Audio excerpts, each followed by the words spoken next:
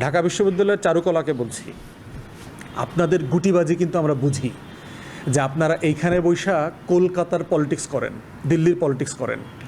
আপনাদের এই বকাবাস কলকাতার রাজনীতি করা বন্ধ করেন, কালচারাল ফ্যাসিবাদের দুষ্টামি বন্ধ করেন। আমরা হাসিনার রাজনৈতিক চরিত্র যেহেতু বুঝে ফেলছি, ঢাকা বিশ্ববিদ্যালয়ের চারুকলার বাটপাড়িও আমরা বুঝতেছি। মঙ্গল শোভাযাত্রা নামে একটা জিনিস চালু করা হইলো, যেটা আসলে অরিজিনালি ছিল না। এটা ছিল আনন্দ শোভাযাত্রা, ছিল আনন্দ র্যালি ছিল।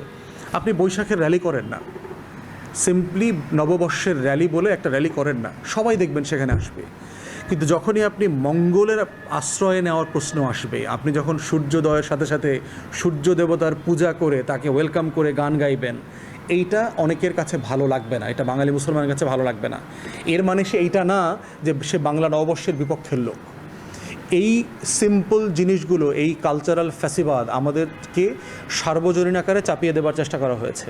আমরা বারবার বলেছি আমাদের নববর্ষ উদযাপনটাকে সবার করেন। সবার কিভাবে করবেন? ঢেকিকে সামনে নিয়ে আসেন।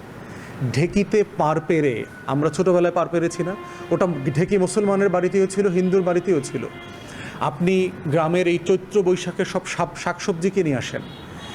গ্রামের এই সময় তো কেউ গ্রামে গঞ্জে ইলিশ দিয়ে পান্তা ভাত খায় না। আমরা গ্রামের ছেলে বড় হয়েছি, গ্রামে তো কোনোদিন ইলিশ মাছ দিয়ে পান্তা ভাত খায়নি।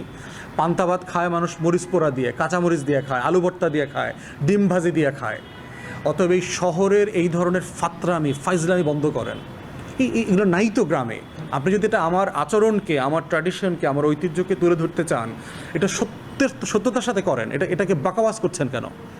ইলিশ মাছ হচ্ছে এই রাষ্ট্রের সবচেয়ে ধনী লোকের একটা খাবার, সেটাকে আপনি বলছেন আপনি সার্বজনীন।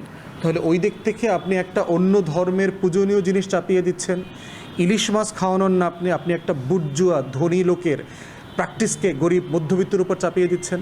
তাহলে এটা সার্বজনীন কেন হচ্ছে? বাংলা নববর্ষকে ঘিরে গত ফ্যাসিবাদের আমলে আমরা কতগুলো উদ্ভট প্র্যাকটিস দেখেছি।